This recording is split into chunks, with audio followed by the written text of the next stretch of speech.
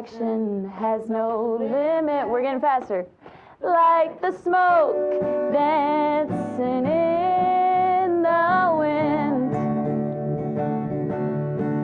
not caught or bound by anything. Yeah, okay. Moving freely in the stillness of peace. I wish our minds a state of unimpeded ease. I wish our minds a state of unimpeded ease. Untie my knots of selfish wants. Untie my knots of hurtful thoughts. May I be of use, may I be of benefit, may I be of use, may I be of benefit, may I be of use.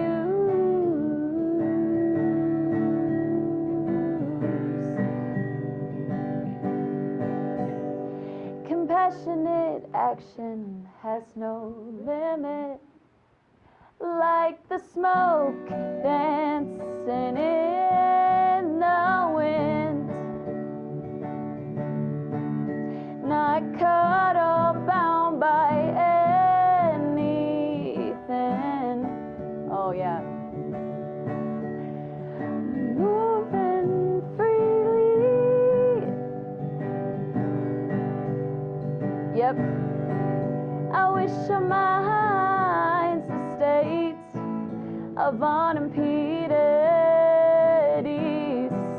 I wish our minds a state of unimpeded ease.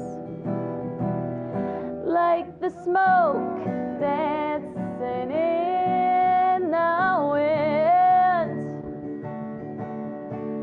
not caught or bound by anything.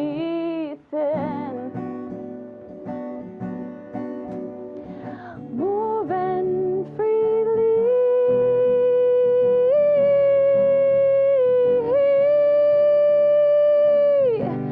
I wish our minds the state of unimpeded ease. I wish our minds the state of unimpeded ease.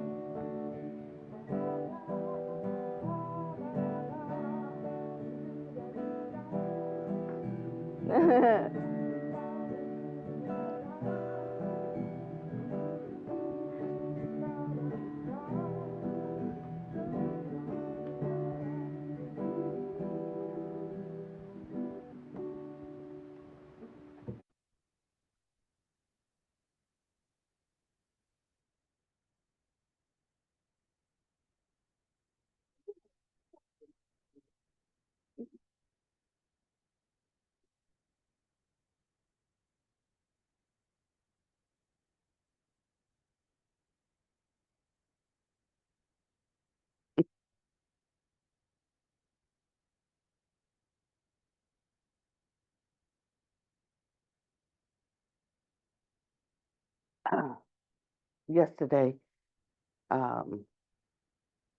heading home, we had, what day was yesterday? Tuesday, okay. So Tuesday we had class at the nunnery, and then we had to do some music stuff for a couple of hours, and then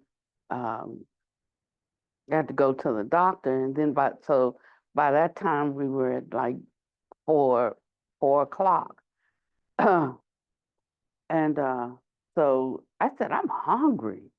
And sister was with me, Kadar. She said, I'm hungry too. And so I said, so let's find some place to eat. Between here, we had to go and look at some proofs of some hangings that go in the new Dharma hall. And we had to be there before 5 o'clock. So we were riding down 25, and somebody had mentioned this Thai restaurant on 25 right next to where we eat a lot. Yeah, and I'm like, they're not open, are they? And she said, yeah, and they say it's really good food. So going by it, there was a sign, and they had, but the sign looked, like it was looked like a place that was closed, no longer open. I mean, you couldn't even make out the phone number, and it just looked like a closed place. And so we said, well, let's just try and see, because Elf said it was open. So we turn in there. It's in the Citgo station, and they didn't have any gas. So, and I'm like, I don't know about this. Elsie said it was okay, but I don't know about this. She heard it was okay. Okay. So, so we decided we'd just park and just go see. So you get the gas station, and they ain't got no gas, right? And then you go inside, and it's like one of those gas stations where you can buy things. You can buy chips, you can buy oil, you can buy whatever. And then over there in the corner, there was like, or in the back, there was this uh, a Thai kitchen, you know, and and so we went and we ordered our food, and we sat there to eat it. And I'm going to tell you, it was the best Thai food I have ever eaten. It was like really good. And so when he came to check and see if we were okay with our food. And I said, y'all need to get a real sign, because people don't know that you're here, and they think, or they think it was old and it's gone because the sign is unreadable. I was like, how they do that? They did it with made a stencil sign, and hung up there. He said, oh, just me and my wife, so we don't have um money, we've been open a year. I said, you only been open a year and your sign looks that bad after a year? And I said, you need to get a new sign. And he said, oh, we can't afford right now, or something like that. And then me and Kadar looked at each other, and we put together, we need to get them a sign, you know. And we left so full of like I've been wondering, what should I do right now, And I could I could go down to the volunteer one of these what do you call these stations, these distribution centers like that. But I would just be a bother, because they have to find me a chair, I and I need more than one chair, because if you have to go and put things, I need a chair here to sort. Then I need a chair once I got there to sit down and rest for a few minutes. And then, so I said, it's no, I'd be a nuisance. So that's not for me to do. So I started thinking, about what I could do, waiting for a signal. And me and sister got the signal at one time, help that businessman right there and make a sign. And so we went straightway to, well, we were going there anyway, to the no, to the printing. No, we were going to the printing place. And then we looked on the wall, and we were looking and saying, like, what size is that sign, I said, that's like about a 2. It's in on the roof, so you can hardly, but like 2 by 5. And we get down there, I see a 2 by 5 on the wall. The lady says it's about 2 by 9. I said, no, that's not 2 by 9, because I'm good spatially in that kind of way. I said, no, that's 2 by 5. So she measures, and in fact, it is a 2 by 5. I said, that's a perfect sign for them. And so I said, how much would it be to make that sign right there? And she said it would only be $200. $200. I think something like that, or something like that. And so you did call her today, right? Yeah. Okay. Great. Great. And so the sign will be ready by the end of this week. And I can be like, I don't know these people, and I don't need to know the people. But right there, inside leaped. There was something that leaped inside, you know, and I know their business is gonna pick up. When people know that they're really there, because we thought the place was closed, and uh, so there was something about it that was more than what you think, because we think about things. But when he talks about a bodhisattva acts spontaneously, and that there's really no thinking involved. And so, um, and it's not always like doing something big or doing what everybody thinks everybody should be doing, you know. And sometimes it's not to do anything but like to just hold a situation. Michael came today for rehearsal, but he couldn't stay. He said he's just like he has a family member that was dying any minute, and so he wasn't good because he was just waiting for the call, and the call came, while he was here at rehearsal. And then on top of that, he said, I just haven't been able to get myself, since the hurricane. I just, he says, I don't know. I can't get myself together. So we hadn't been coming together for rehearsal, and this was our first time back. And so I told him, to go on and go back home. But this is the time that whatever we embrace as the truth uh, has to work for us. You know, it has it, and if it's not working for us, then we should continue our search. Sometimes we are attached to something we know, and out here we embrace it, but in here it doesn't really work for us when we need to use it. Um, and that's sort of like having a dead Dharma that uh, it's of no benefit. Now, I'm always saying all worldly Dharma is Buddha Dharma, but all worldly Dharma is only Buddha Dharma if you have a dharmic mind. If you have an ordinary mind, then worldly Dharma is worldly Dharma, Buddha Dharma is Buddha Dharma, and never the twain shall meet. It's a matter of within yourself, as you move about and function in ordinary life. It's about having a dharmic mind that gives life properties to the actions that we undertake. So sometimes we're doing things because we think like that's what we should be doing, but we're not activating it with it doesn't have that spark of life that really gives it its true value.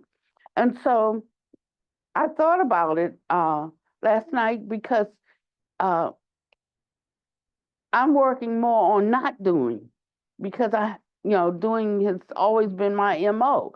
And some people need to do, and some people need to stop doing, um, simply because that's become like a habitual thing. If somebody's gonna do, I'll do it. Somebody, I'll take it. Somebody, I'll give it.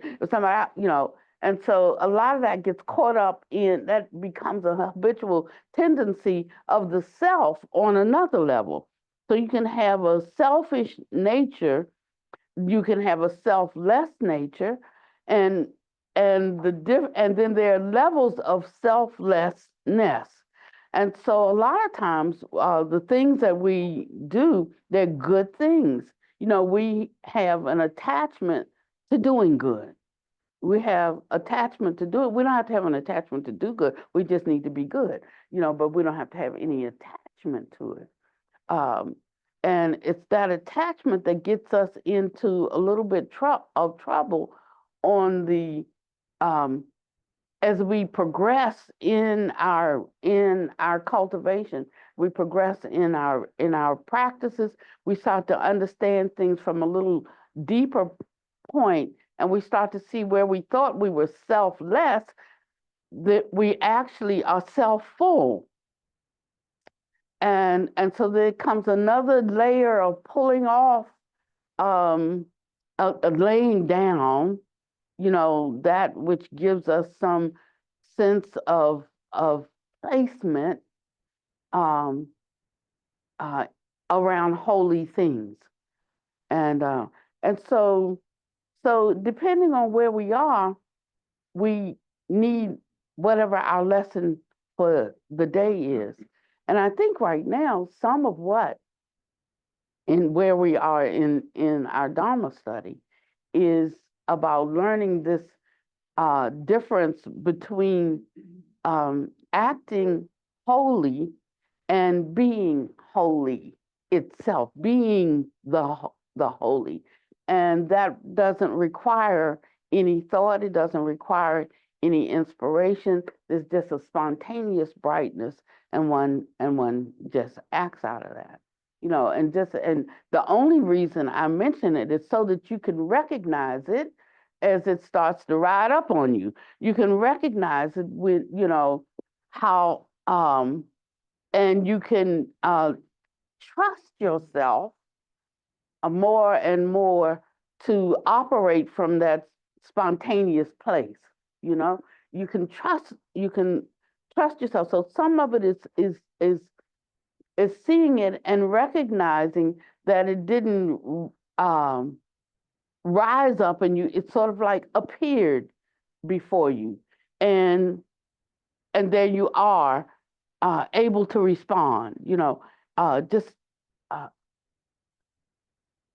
and there was no intention, no thinking, what can I do, what should I do. It is like almost as if the response and the call co-arise, and we don't have to get in the middle of it. So I wouldn't mention it except to say, look for yourself how things are rising in you. It's like if you have $1 million in the bank and don't know, you won't spend it. But if you know you have it in there, you will spend it. And so I'm saying what you have in here is this budding and developing spontaneity, which is one of the fruits of the of treading the bodhisattva path. You know, you can't like write out a schedule or make a chore list or anything like that about what it is to be a bodhisattva. It's that the action spontaneously arises in them, that they save living beings in all kinds of ways. So as we begin to notice it, it allows us to more fully enter into it. It's like playing an instrument or singing a song. The more we play it, the better we become at playing that song. The more we sing it, the better we become at singing that song.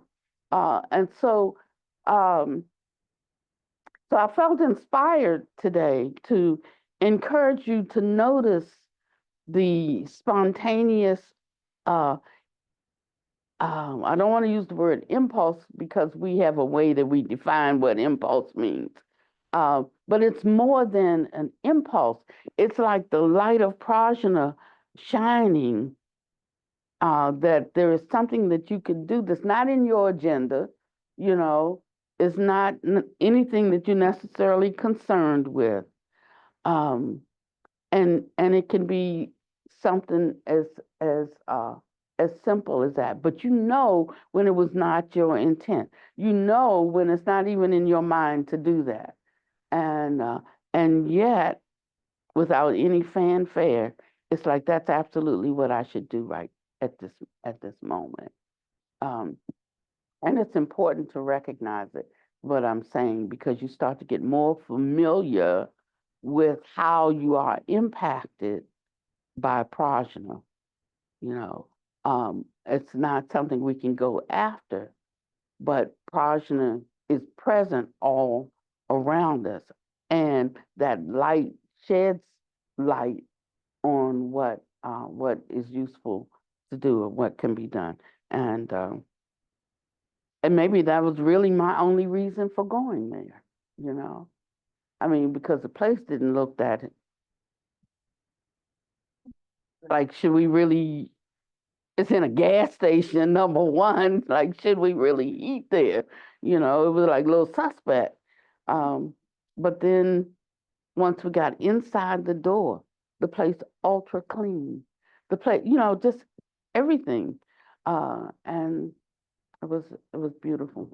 So I want to talk about um, uh, the correspondence of the three karmas of body, speech, and mind, because this is um, a type of or aspect of cultivation. Um,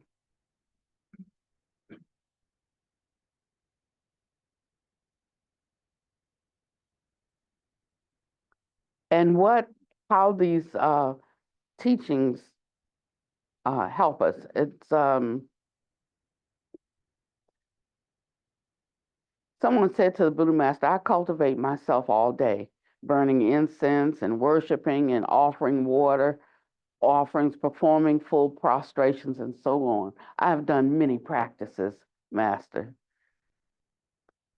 He said, I asked, "Have you been cultivating yourself or not?" And he replied, "This indeed is cultivation. All day I'm rolling between my fingers my Buddhist rosary, so much so that the beads have glistened. Am I still not cultivating?" I answered, "You only know about doing your Dharma practice, but do not know about cultivation." I told him that I would give him an analogy regarding cultivation and asked him what kind of analogy he would like to hear. He said, explain it to me with an example of a real object in real life." I said, "All right, in front of you is a television set. Cultivation can be compared to this television set in its entirety. This television set has to be repaired, has to be tuned, and entirely complete from the screen to electron tubes to the entire structure. And after it is completely assembled, including its switch with a number of channels, after the power supply and the sound system are in perfect shape and have no problems, it will be able to receive and display images. At such time, it is called cultivation. So doing your Dharma practice is like plugging in to the power supply and the sound. Doing your Dharma practice is like plugging into the power supply and pressing the button to turn the TV on so as to begin using its fruits. I'm going to read it again. Cultivation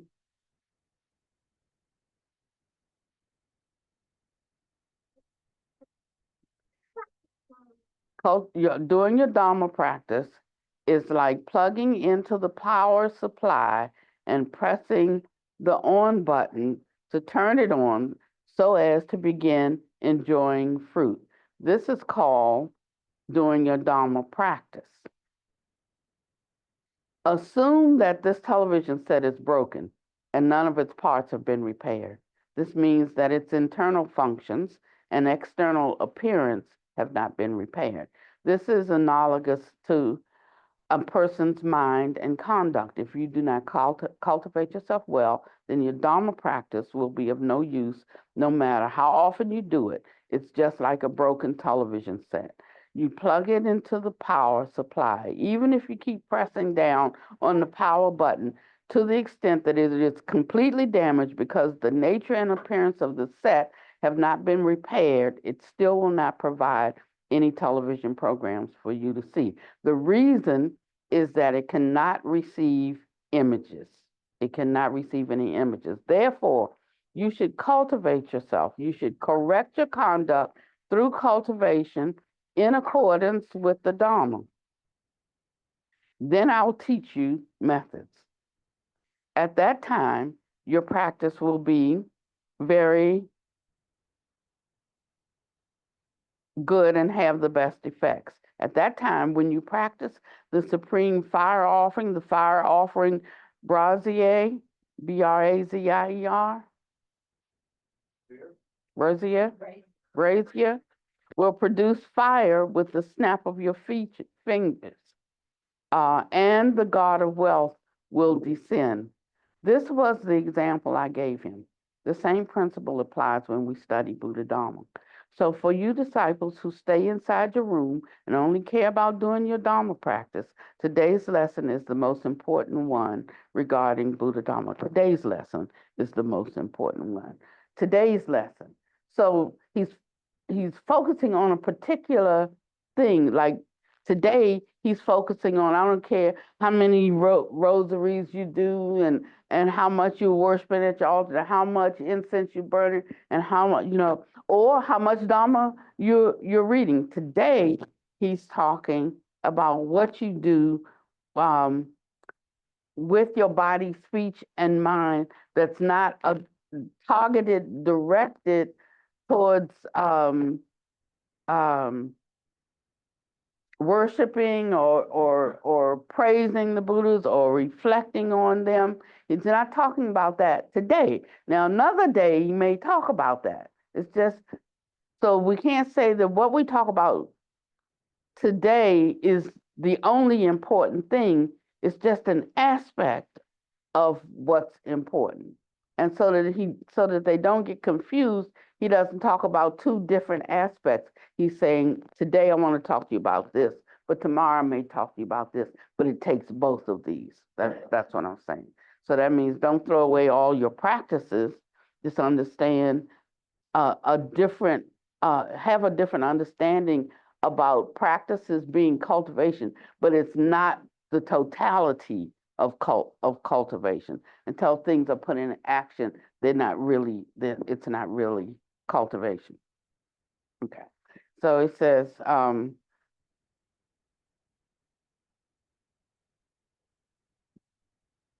so for you disciples who stay inside your room and only care about doing your Dharma practice, today's lesson is the most important one regarding Buddha Dharma. Do not think I'm talking to you about the science of a television set.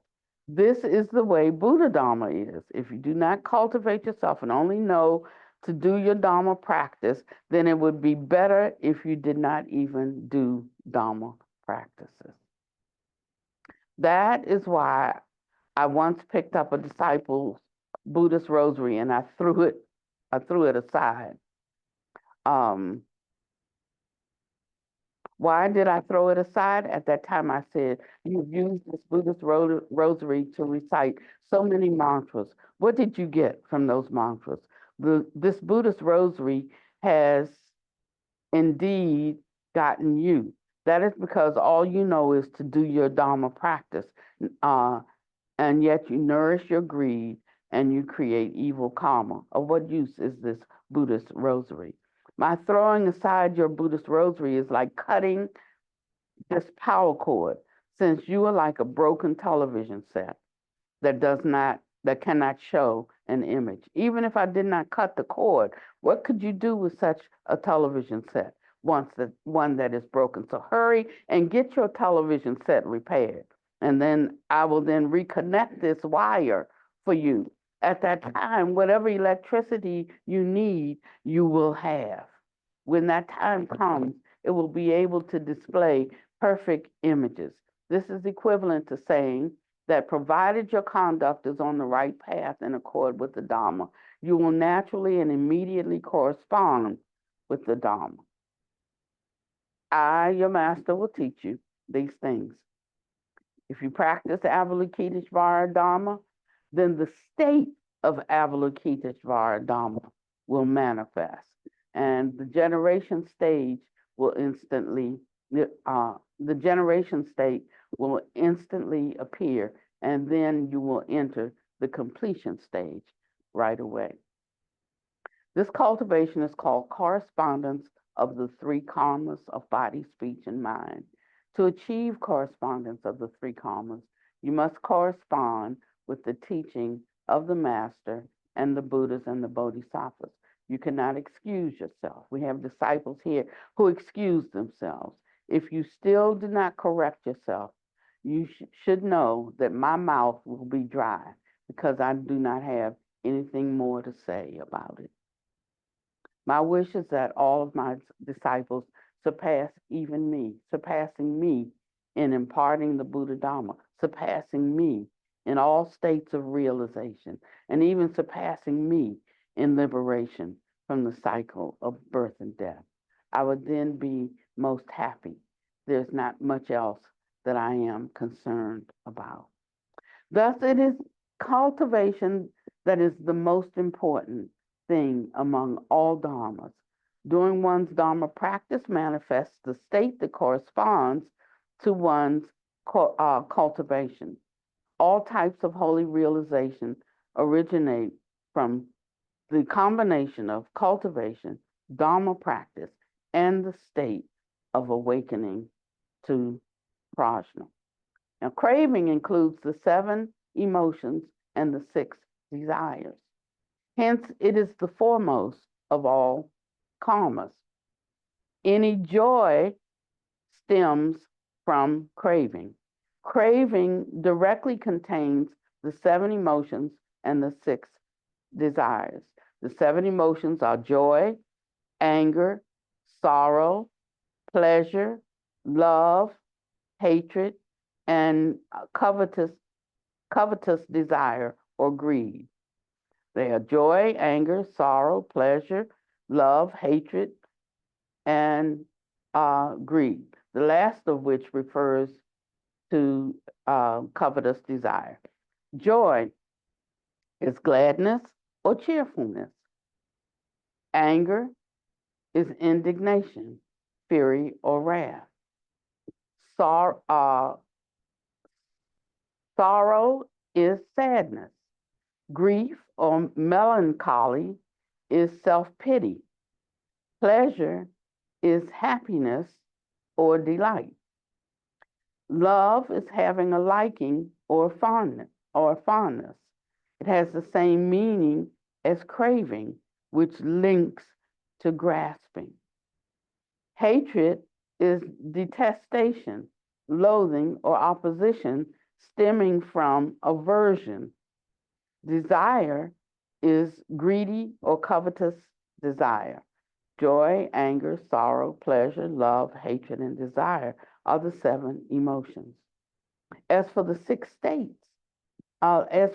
desires, they're different from the 7 emotions. Many disciples say that the 6 desires are the likings or desires of the 6 sense bases, but that is incorrect. The first of the 6 desires is desire for color and form. That is the desire or craving from greed or attachment that arises when one sees various colors and myriad appearances,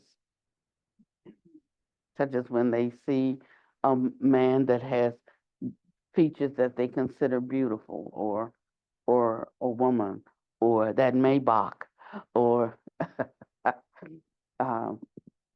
yeah. The second desire is for appearances. This is the craving of greedy desire that arises upon seeing a dignified face of various appearances of men and women.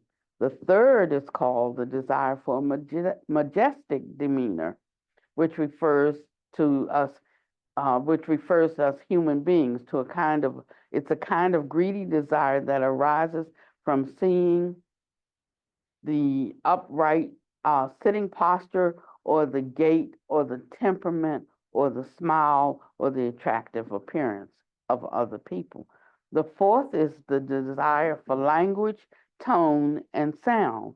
This refers to skillful speaking, excellence in rhetoric, articulateness, eloquence when debating, and singing songs and chanting poetry.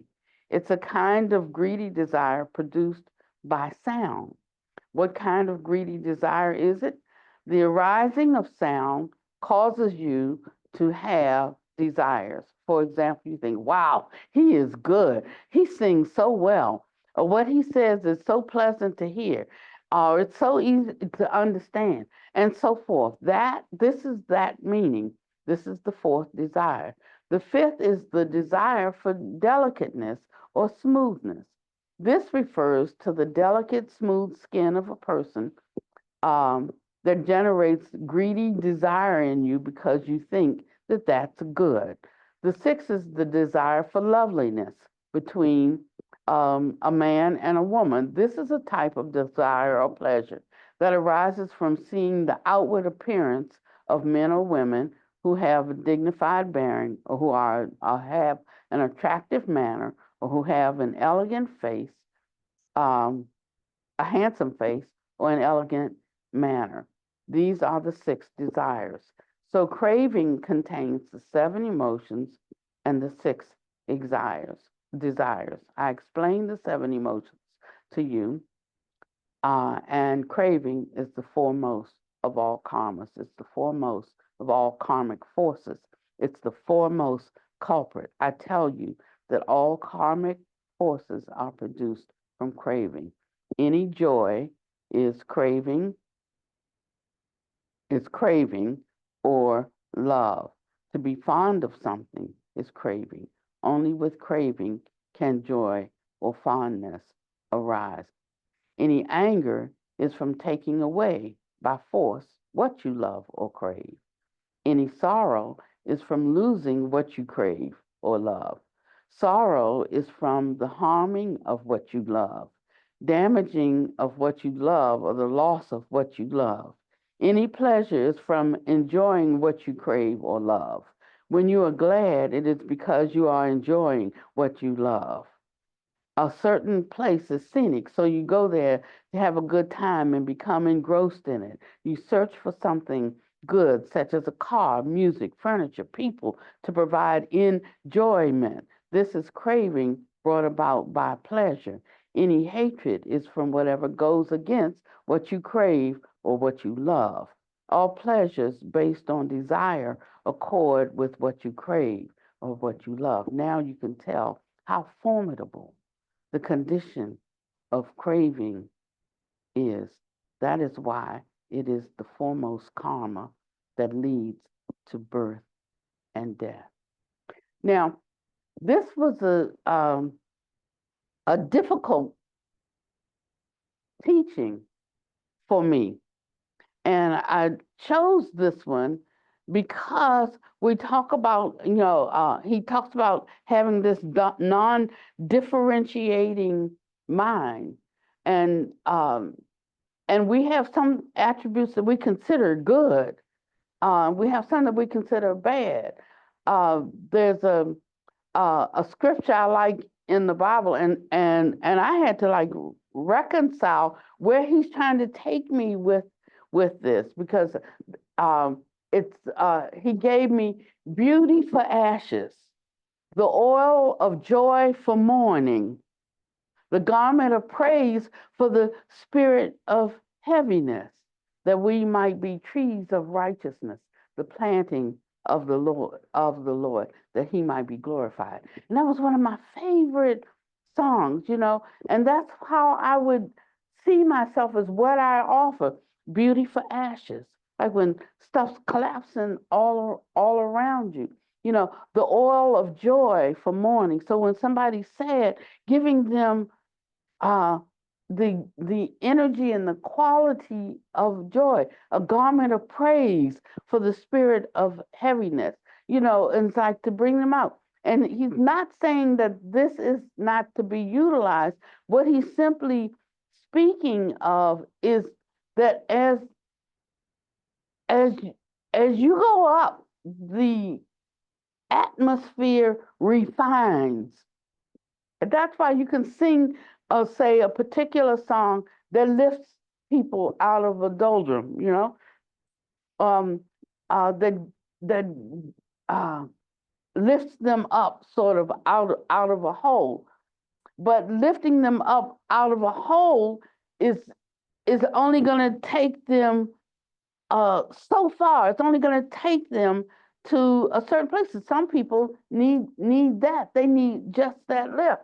But when we talk about entering into the bodhisattva path, there is another level of that is not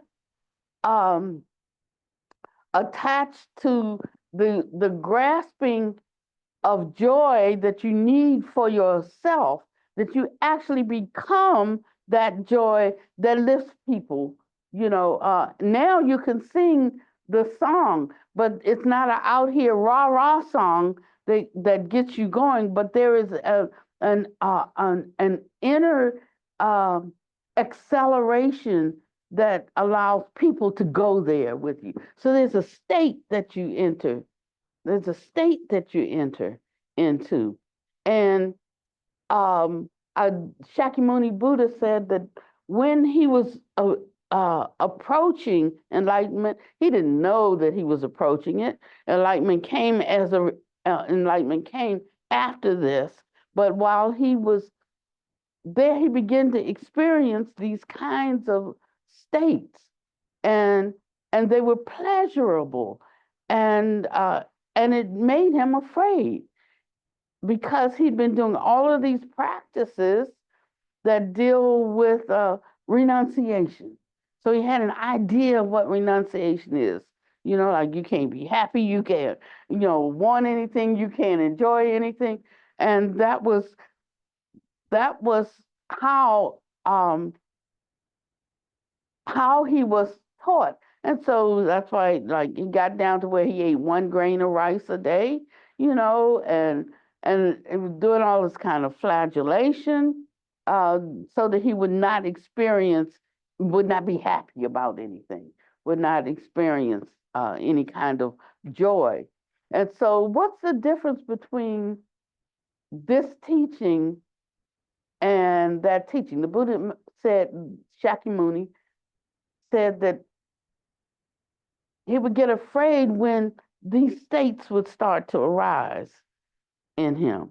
He wasn't going after the states of joyfulness, but the states would start to arise. And he said, it scared me. He said, and then I thought, why should I be afraid of the joy that is not born of this world? He said, and then I wasn't afraid of the joy that was not born of this world. And he said, and then in that same night, that was the night that he attained awakening. So I've always tried to see where, what is it that I know that I don't realize I know, because I received it in another context or other kind of languaging, and how do I elevate or take that to the next level? Well, we don't have time to keep starting over. We have to have a breakthrough or breakdown of what we've already understood, and how do I understand that on a deeper level, on a more useful level, on a higher level. So I'm reading now what's a higher level that I need to penetrate. Any joy is craving, or love. To be fond of something is craving. Only with craving can joy or fondness arise. Anger is from taking away by force what you love or what you crave. Any sorrow is from losing what you crave. Sorrow is from the harming of what or who you love, damaging of what you love, or the loss of what you love. Any pleasure is from enjoying what you crave or you love. When you are glad, it is because you are enjoying what you love. A certain place is scenic, so you go there to have a good time and become engrossed in it. You search for something good to provide enjoyment. This is craving brought about by pleasure. Any hatred is from whatever goes against what you love. All pleasures based on desire accord with what you crave or what you love. Now you can tell how formidable the condition of craving is, and that's why it is the foremost karma that leads to birth and death. So I'm sitting with this, I'm trying to get a deeper understanding. Um, Now, if we look at some translations of words, and I don't know what the Chinese character is for love, but I do know some other things in other, in another practice that I have that was very useful to me. For instance, in the Bible we have the word love, but they're not all the same word. Like sometimes they're speaking of eros, which is a kind of romantic kind of love. Some they're speaking, and it's translated as love. Sometimes they're speaking of philios, and that's a brotherly kind of love. But we just have the word love, and then sometimes they have agape, which is translated as like the God kind of love. But if you look at what we have worked out the God kind of love is, we say it's unconditional love, but all throughout the teachings, it's a if you, then I. If you do this, then I will do that. So that's not really unconditional. And so we get all mixed up around this. But so he breaks down in a very useful way, um, as opposed to what do you call wordology? I'll just call it wordology. In a use that thing that works pretty good, yeah. Uh, so, so it's not like taking words and coming up with um, uh, through language prajna. I say that language prajna might be wordology, huh? You just figure out what works for you in a way that you understand it. That's how we come up with stuff. And sometimes we ping with a couple of people and we don't with some others. It's all right. But what I'm saying is, all of this is about really breaking down or kicking over our sacred cows. And our sacred cows can be based on cultural things. For instance, a lot of what and a lot of the ways that Buddha Master teaches, I understand and I'm not offended because they come out of Confucianism, you know, and they come out of Taoism, and the whole culture has a particular leaning or way of looking at something and way of expressing. There's no way around it. There's no way because they're just steeped in it. Where in the Western culture we come out with a different leaning, and there's no way around it because we're steeped in it. So naturally, languaging is not going to be the same for the two groups. You have to get the idea of something, and then you have to translate it into language that can be useful over here. Why this is particularly useful to me is because it breaks down in a very fundamental way. I can see the craving, the craving and attachment that goes with our love concepts, our concepts around love. And because of that, we think that we're doing things because we love, but we find if we really break it down, it's not the love to the extent that we think it is, but it's rooted in our selfishness or rooted in our grasping, rooted in our craving, rooted in our clinging. Um, And we have to pass through this barrier. That's the barrier that allows us to move from self into selflessness. And it's like a tough barrier, for good people. It's a tough barrier. But if we don't, then we can't get to the non-discriminating mind, and we will always base it on comparison and choosing what's in our own camp, what's most convenient for us. For instance, if we go to war, like I want our country to win. I mean, I just tell you that that's where I am. Why? Because I live up here, and the people that I love live here. I remember when we had the 9/11, and I asked, how should I think about this? I mean, it sound like it's the first time there was an attack on our soil, but we'd be doing all kinds of covert attacks on other people's soil, other countries, but like nobody can come here, and do one. But that's I could see that I think it was right. I couldn't really talk about it because, you know, unless I wanted to have a short life, you know, unless I was on a suicide mission, couldn't really talk about it, or I had to talk about it being, because we were in grief and in shock that something like this could happen. But we rarely think about, if ever, how we go into other countries all the time and topple, political figures or systems. And I mean, we do what's convenient, what has a trickle down beneficial effect for America. That's what we do, you know.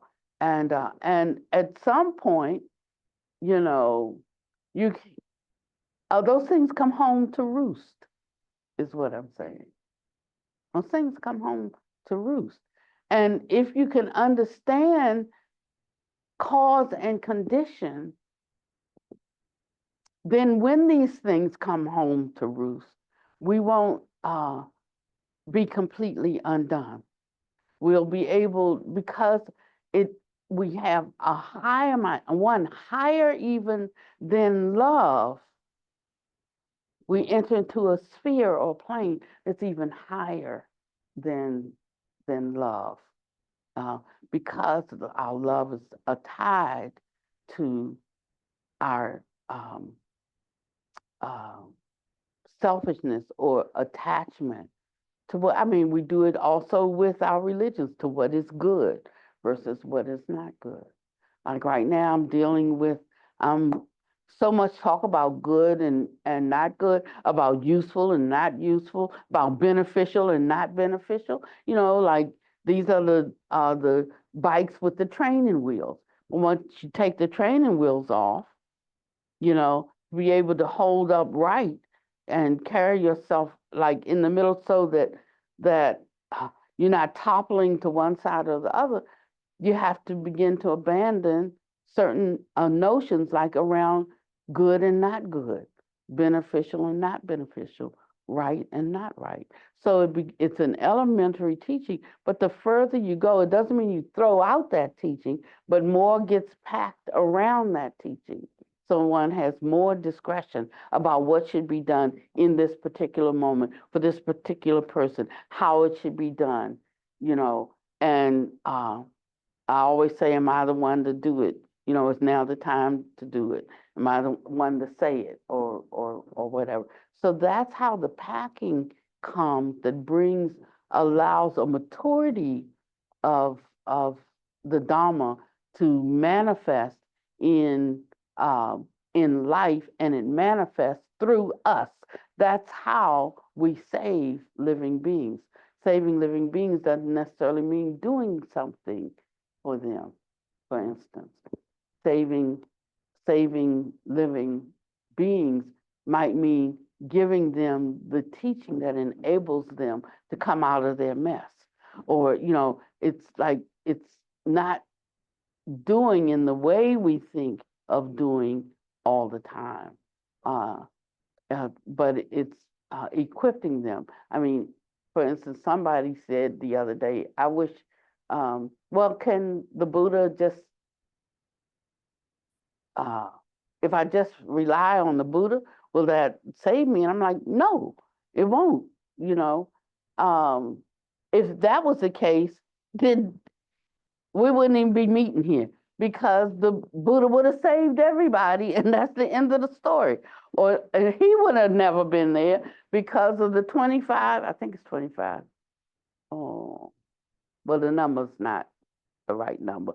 The 25th Buddha, wasn't he the 25th or 26th? Tathagata that appeared in this world. But it wouldn't have been any need for any but the first, you know. So the greatest thing that we can give is for us to imbibe and exemplify the Dharma, like in our own life. And it shows people like how to just take the next step to where they are. So in a sense, it has to be useful and meaningful to us. So we should learn things. We should learn a lot of things,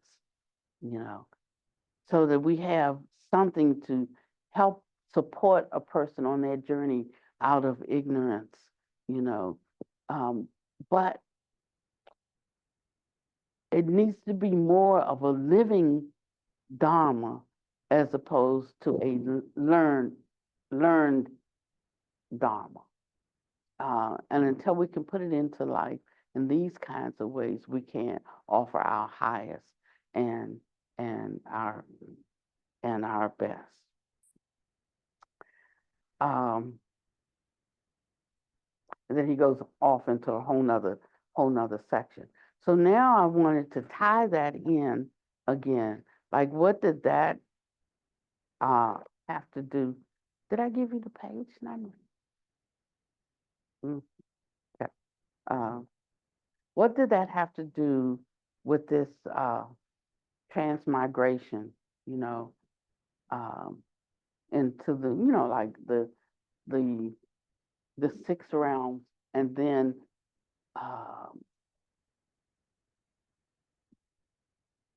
that might have been on page 35. But I wanted to tie this in to the planes of existence. That's what, sometimes you have to hear some 3 or 4 or 5 or 10 or 20 times, and they get tied, for a rug to be a rug, you have all of that wool has to be woven together.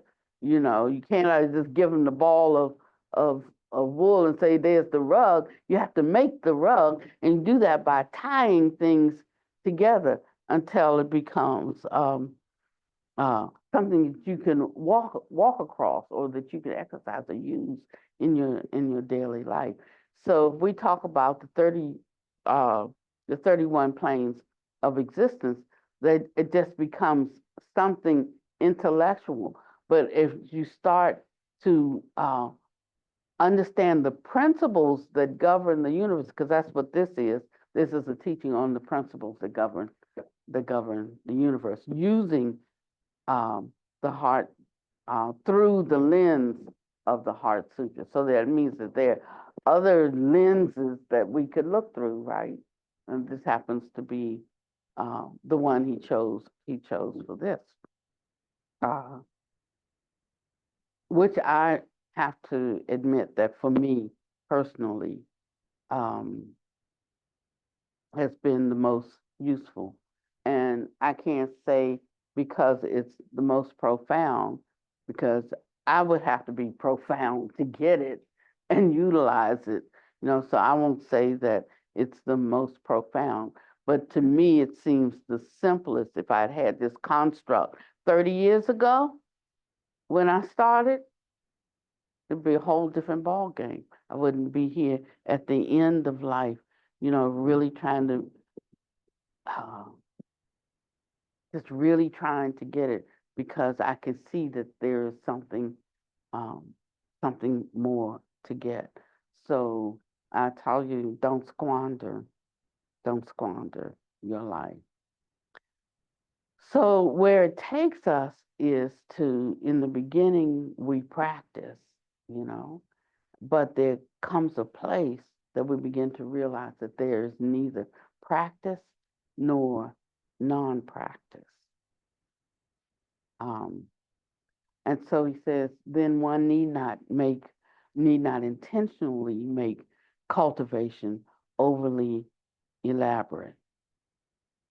However, one is actually still cultivating oneself. And that is called practicing deeply.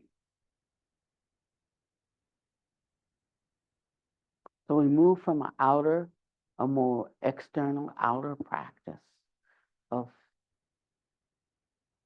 learning and doing to a more internal space of just being. But because we have continually washed,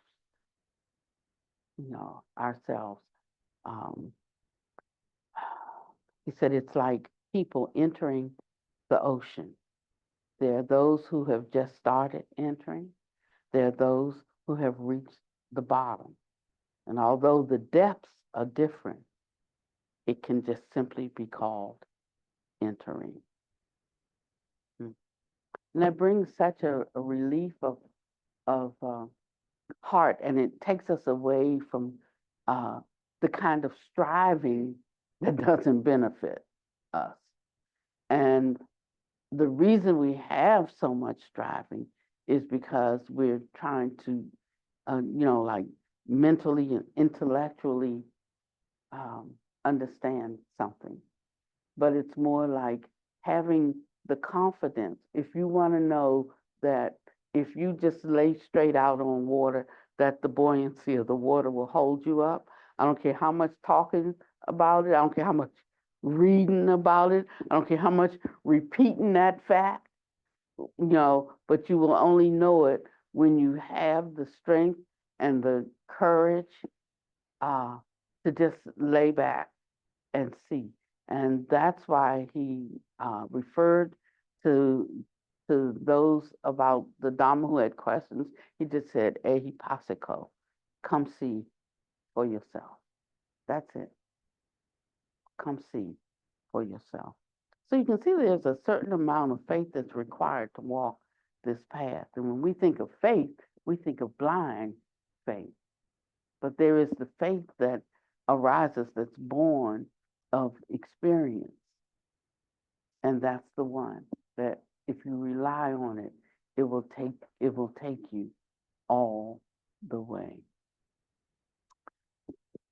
Um, it says we will thoroughly complete our trip.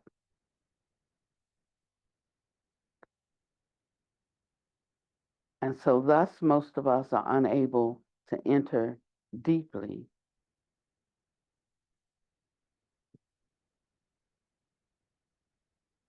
because the bottom is devoid of differences, meaning after reaching perfection, there are no differences.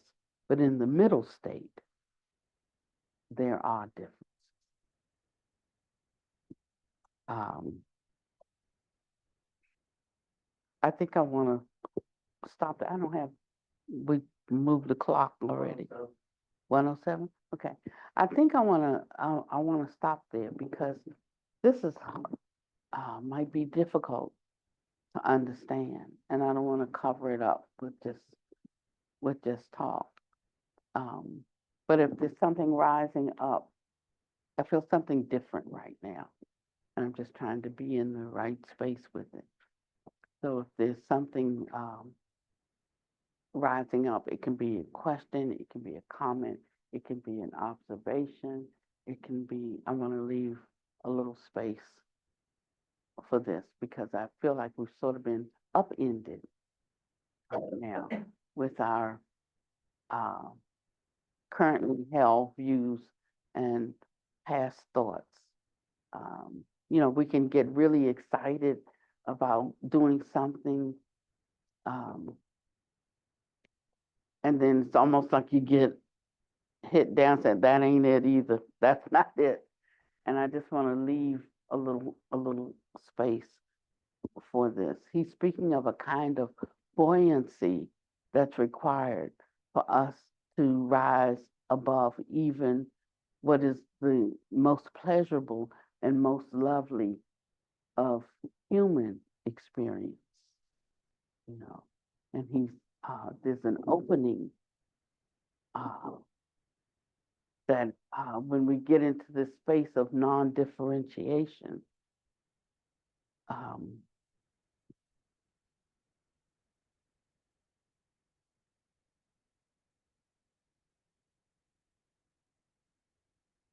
and in that space of non-differentiation,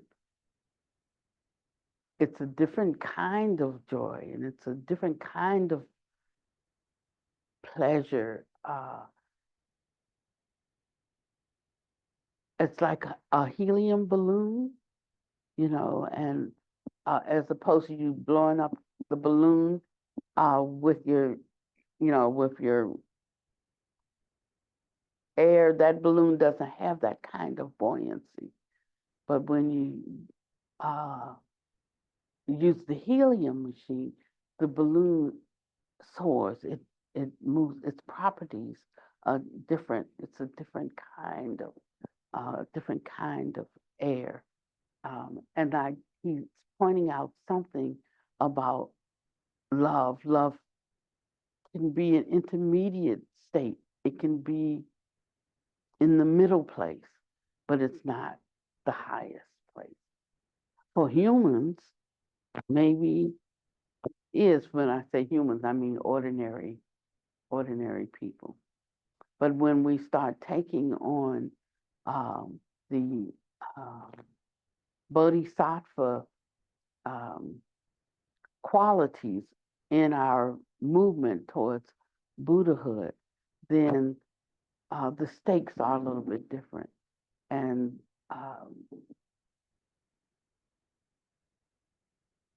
yeah, I don't want to talk too much because right now I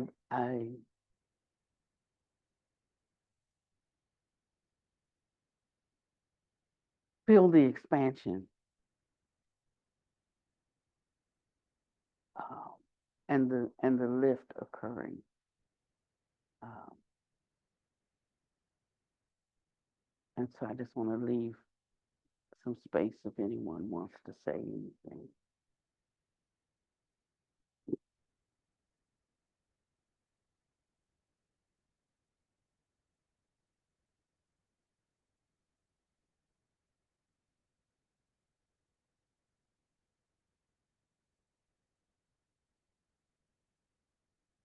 Yes.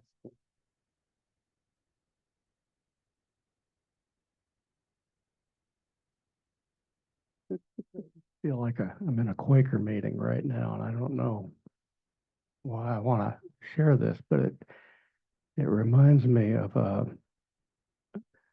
I think it's Psalm 4, where one of the verses is, "You have put into my heart a greater joy than they have from abundance of corn and new wine."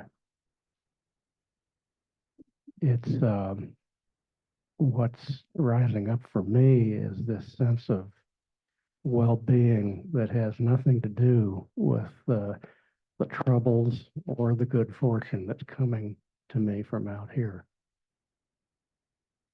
Is this in the ballpark? Yeah, very much so. And see, this is something that's directly experienced.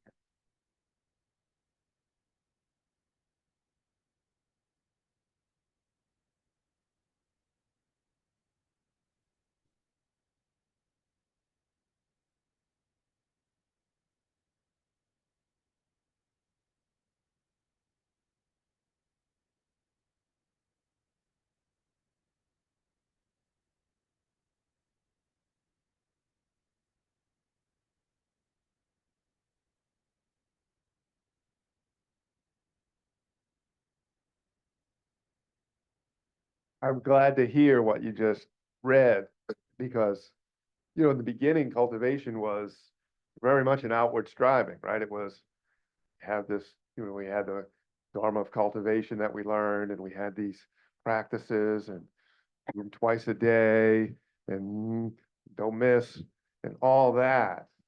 And after, several years of doing this work and incorporating these teachings and trying to integrate them into our lives, I really find that I really am kind of cultivating all the time. And I don't need to rely on the specific practices anymore, although from time to time they light up. And I say, oh, let me bring that back. I need to remind myself again there. But it really is, we're walking around cultivating, we're walking around with an awareness of how our behavior is impacting the environment that we're in. And it just becomes something we're doing all the time, and it grows. I read something, I was hanging around here waiting for the video to upload the other day, and I was browsing some of the books that are out front that we're going to pack up today. And I opened this one up, and it was kind of from someone associated with Ajahn Chah, I believe. And I opened up to a page about insight, and he was talking about insight, and he was talking about how insight is not something that we get by meditating. Insight is not something that we do something to get, or that there's like it's an event. It becomes the way our mind works. In other words, we see the Dharma everywhere. And so this is all the kind of the same thing of, at some point, we need to force our minds to sort of go in a certain direction, but having, I guess, given some honoring that process and giving ourselves to it, with as much discipline as we can muster at any given time, then it gets easier. This becomes who we are. It becomes how we see, and it just becomes a way of life. And insights are arising from everything we see and everything that's happening. Thank you.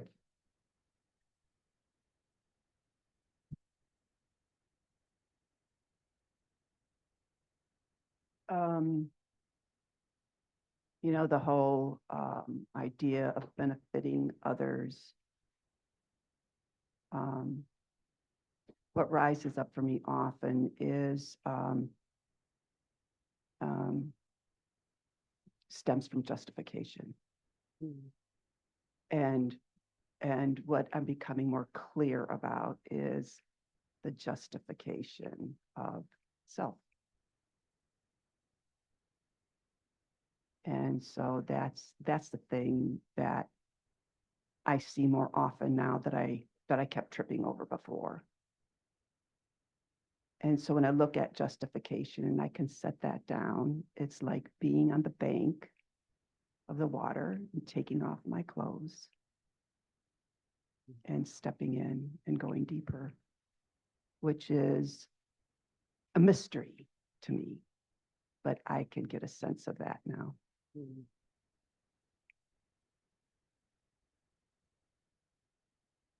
And I feel that that's present now too, as you move into it, to kind of feel into that when you do, like a state.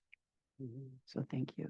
And the expansiveness of that state. Anybody feel like just a little bit nervous, like something greater than one's ordinary self? We feel a sense of expansion. My ears are very sensitive right now. My eyes very sensitive right now. The capacity to think is diminished right now.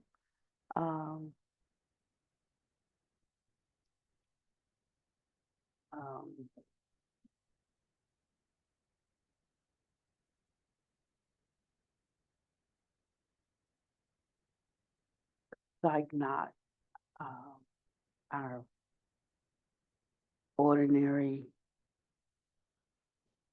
projection of ourselves, and actually though that's all that it is. this is a bit of the glow, you know, of the, you know, of the true self.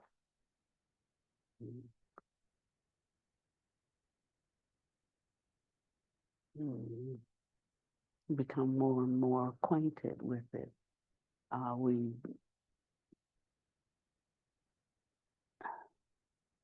enter a kind of state where that we read it yesterday, like where the aggregates can't, they can't act.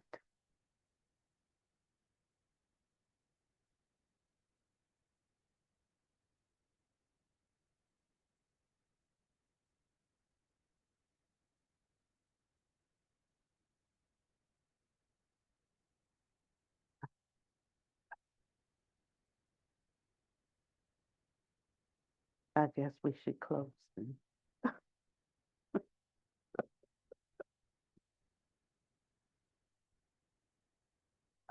If somebody wants to dedicate.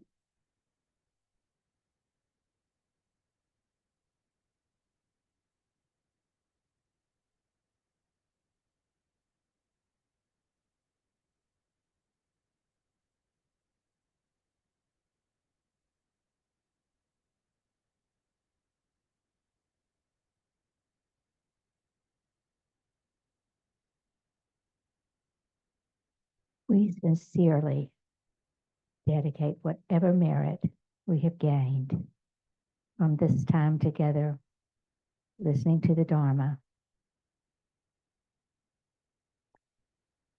to all living beings in all realms.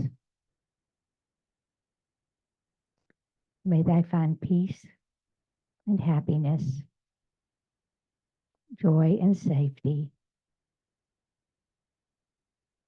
and may we all continue on the Bodhisattva path.